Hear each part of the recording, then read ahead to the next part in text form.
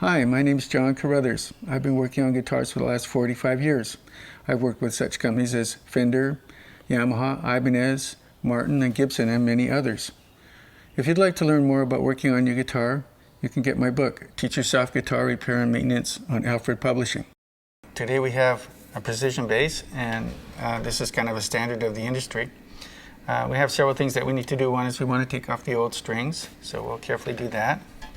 A lot of players like to save their old strings because if they accidentally break one, then they'll have a spare. It's not a bad idea. Bass strings are fairly expensive, and so most people try and make them last as long as possible. So we very carefully unwind it. We come down here and slip it through, and be careful not to scratch the guitar.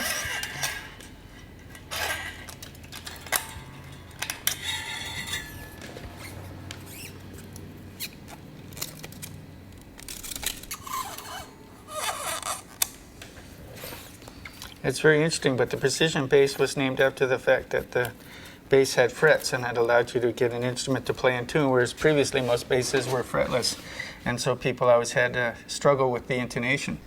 So we have this set here, and this is a 45 through 105 set. So we're going to open it up, and we're going to take a look at the strings.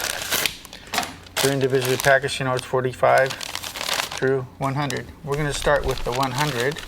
And then we're going to put it on the bass first, and then we'll move to the next ones. So we take it carefully out of the package. We want to unwind it so that it doesn't accidentally poke us in the eye.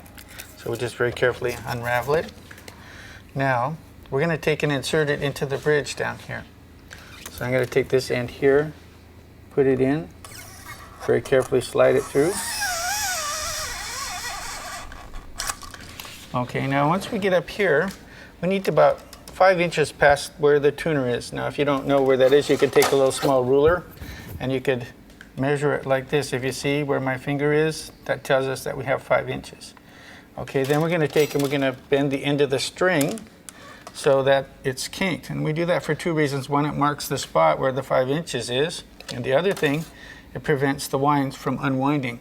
A lot of times when you cut a string straight, if the windings unwind a little bit, the string will go dead and that will ruin it. And bass strings are very expensive, so you want to make sure that nothing like that happens. So now we're going to cut it off. So we're going to take our side cutters and we're going to cut it off, but we'll leave maybe about a ½ an inch of string sticking down past the bend, and we'll just trim it off.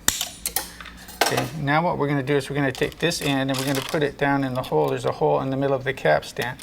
And then once we get it in there, we're going to start winding it around so we don't have to spend a lot of time turning the knob. And I'm going to wind it so it winds downwards. We always want each turn to be successively down from the previous one. This helps put pressure in the nut and makes it sound better. You notice over here we have a thing called a string tree, and that's what that does. That basically pulls the strings down to make it so that there's more pressure in the nut and that the strings sound very defined and clear. Okay, now I can push the extra windings together so there's no slack. And then you can see how nice and neat we have it here. If you look, you can see how the winds are tight. And now I can put this on the saddle here. It's slipped off. There we go. And then we can tune it up close to pitch. And we're ready for the next string. Now that you have your strings on, you should stretch them out, because what happens is there's a little bit of inequity. Some places around the capstan and over the bridge may not be as good as they are, and the strings themselves stretch a little bit. So if you just tug on them like this and move up and down, make sure you got it plugged into your tuner, and then just retune it back to pitch again.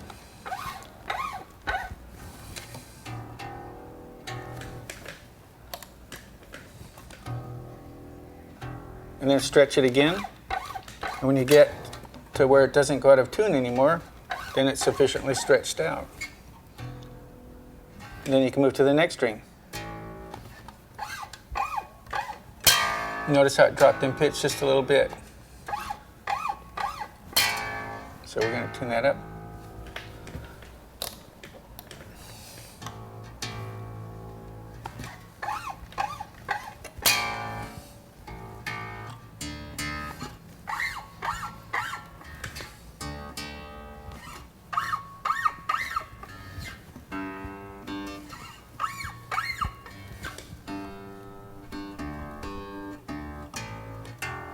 Okay, so now it's stretched out and staying in tune.